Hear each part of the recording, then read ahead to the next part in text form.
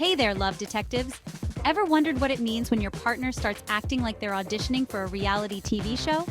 No, it's not a secret plan to become famous. It might just be a sign, a little red flag waving in the wind. Don't worry, we've all been there. We're diving deep into the hilarious, sometimes head-scratching world of relationship red flags. What if I told you the secret to keeping your relationship drama-free is just 12 simple signs to watch out for? Stick around because by the end of this video, you'll not only spot these signs from a mile away, you'll also have a trick up your sleeve to turn them into laugh-out-loud moments. Because let's face it, relationships are amazing, but a little laughter never hurt anyone. First up, ignoring your partner because you're too busy texting. We've all been there, right?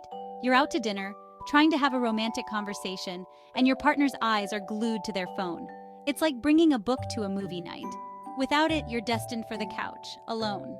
But here's the funny part. Next time it happens, try pulling out your phone and texting your mom, really loudly. Bonus points if you make embarrassing childhood stories part of the conversation.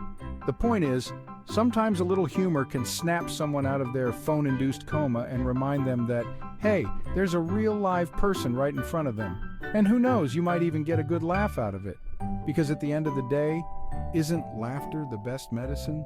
Well, besides actual medicine, of course. Next, always being late. We all have that one friend, or maybe we are that friend who's always running behind. And while it might seem like no big deal, constantly being late can put a strain on your relationship. Think of it as setting the timer on a ticking time bomb. It keeps things explosive.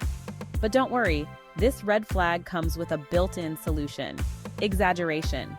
The next time your partner is running late, greet them at the door with a dramatic monologue about how you thought you'd have to order takeout for one, and how you almost called the National Guard to report them missing. A little playful exaggeration can lighten the mood and remind your partner that while their time is valuable, so is yours. Because let's be honest, time waits for no one, especially not when there's delicious food involved. So how do we combat this conversational faux pas? Simple. Call them out. But do it with a smile, of course.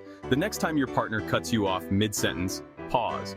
Put on your best surprised face and say, "Whoa, whoa, whoa, hold on. I need to get a ticket for this train of thought because you're taking me on a wild ride. Now, where was I?" They might be a little embarrassed at first, but hey, a little self-awareness never hurt anyone. Plus, it'll make them think twice before interrupting again because, let's be real, nobody wants to be that person. Keep it real, folks. Narrator, finally interrupting, because nobody likes a conversation hijacker. You know the type. You're in the middle of a story and they jump in with their own completely unrelated tale. It's like they think their story is a superhero here to save the day from the clutches of your boring anecdote. But here's the thing. Everyone's story is important. Interrupting sends the message that you're not really listening, and that's not a good look on anyone. Next up, being overly critical. It's like being a food critic at your partner's homemade dinner. It's not MasterChef, it's love. We all have things we can improve on, but constantly nitpicking every little thing your partner does is a surefire way to make them feel unappreciated and resentful. So instead of pointing out every little flaw, try focusing on the positive. Did they make you breakfast in bed? Amazing. Even if it's burnt toast, appreciate the effort. Did they fold the laundry? Fantastic. Even if it's not folded exactly the way you like it, hey, at least it's done. Remember, relationships are a team sport, and nobody wants to play with a teammate who's constantly criticizing their every move. Cheer each other on, celebrate the small victories, and save the critiques for the professionals. Bringing up past mistakes is like dragging an anchor while trying to sail. It keeps things stuck. We all make mistakes, it's part of being human. But constantly reminding your partner of their past transgressions is a recipe for disaster. It creates resentment, breeds distrust, and makes it impossible to move forward. So, how do we break free from the shackles of the past?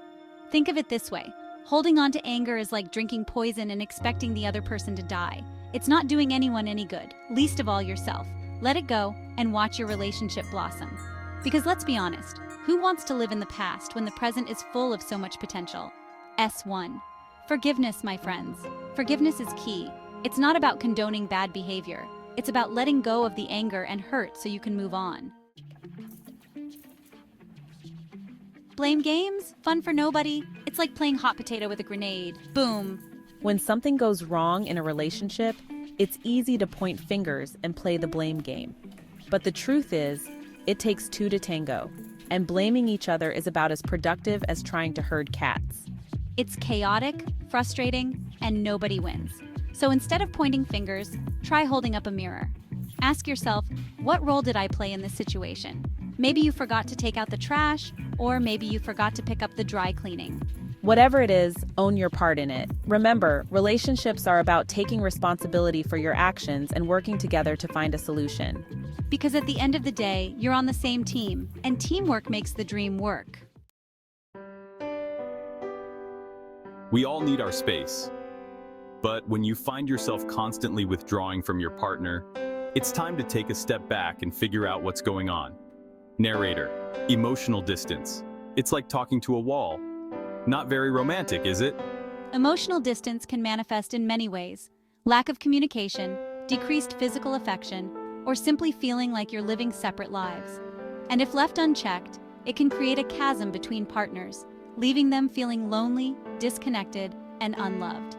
So how do we bridge the gap? Communication, communication, communication. Talk to your partner, share your feelings, listen to theirs, and work together to rebuild the emotional intimacy that's been lost. Constantly accusing your partner of cheating, checking their phone, or feeling threatened by their interactions with others is toxic behavior that will only lead to problems down the line. Narrator, excessive jealousy. It's like being in a spy thriller, minus the fun. A little jealousy can be cute, but when it becomes all-consuming, it's a major red flag. So, how do we tame the green-eyed monster? Trust, my friends. Trust is the foundation of any healthy relationship. If you don't trust your partner, you're building your relationship on a foundation of sand, and it's only a matter of time before it all comes crashing down. Talk to your partner, address your insecurities, and work together to build a foundation of trust and mutual respect. Because at the end of the day, a relationship without trust is like a car without wheels. It's not going anywhere fast. Comparing your relationship to others. It's like comparing apples to oranges. Both are fruits, but totally different. Every relationship is unique, and comparing yours to others is a recipe for disaster. It's easy to scroll through social media and feel envious of the seemingly perfect couples you see online, but remember, social media is just a highlight reel.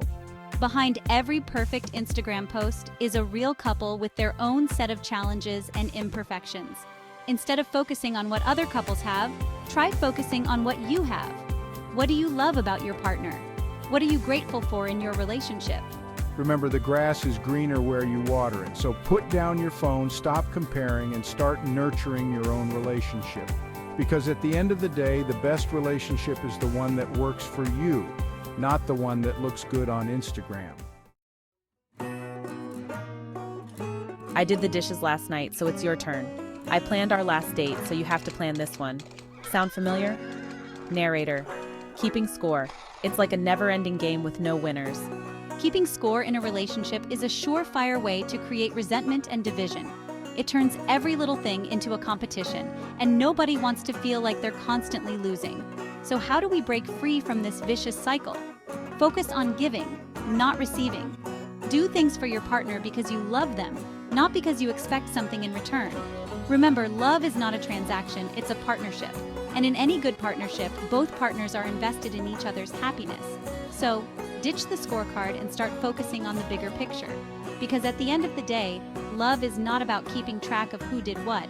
It's about building a life together, brick by brick, with kindness, compassion, and a whole lot of laughter. Conflict is a natural part of any relationship. It's impossible to agree on everything all the time, and that's okay. But avoiding conflict altogether is like ignoring a ticking time bomb. Narrator, avoiding conflict. It's like sweeping dirt under the rug. Eventually it piles up. It might seem like the easier option in the short term, but eventually it's going to explode. So how do we disarm the bomb? Communication, my friends. Talk to your partner, share your feelings, listen to theirs, and work together to find a solution that works for both of you. Remember, conflict isn't about winning or losing. It's about understanding each other's perspectives and finding a compromise. So, the next time you feel a conflict brewing, don't shy away from it. Embrace it as an opportunity to grow closer and strengthen your relationship. Because at the end of the day, a little healthy conflict is a sign that you both care enough to make things work. Workaholism, it's like dating your job. Spoiler alert, jobs don't make great dinner companions. We all have to work, but when work consumes your life to the point where you're neglecting your relationship, it's a problem. Constantly canceling plans, working late, and being glued to your phone 24/7 sends the message that your partner is not a priority, and that's a recipe for disaster. So how do we find a healthy work-life balance? Boundaries, my friends. Set boundaries between your work life and your personal life. Make time for your partner, even if it's just for a few minutes each day. Put down your phone, disconnect from work, and be present with the person you love. Remember, life is about more than just work. It's about the people we love, the experiences we share, and the memories we create. So, clock out of work and clock into love. Because at the end of the day, the most important things in life aren't things at all. They're the people we share them with. So, there you have it. 12 warning signs to watch out for. Master these and you're on your way to a healthier, happier relationship. Or at least, fewer awkward silences. Remember, relationships should be fun. They should be a source of joy, laughter, and companionship. And now, as promised, here's the secret trick. End every interaction, whether it's a date or a regular day, with a positive note. Here's how. Share a funny story or joke, express appreciation, set a positive expectation, active listening, follow up. If you found this video helpful, hit that like button, share with your friends, and subscribe for more hilarious yet insightful tips on self-improvement and relationships. And hey, remember, every great relationship starts with a smile and a little bit of laughter. Spread the love and share this video.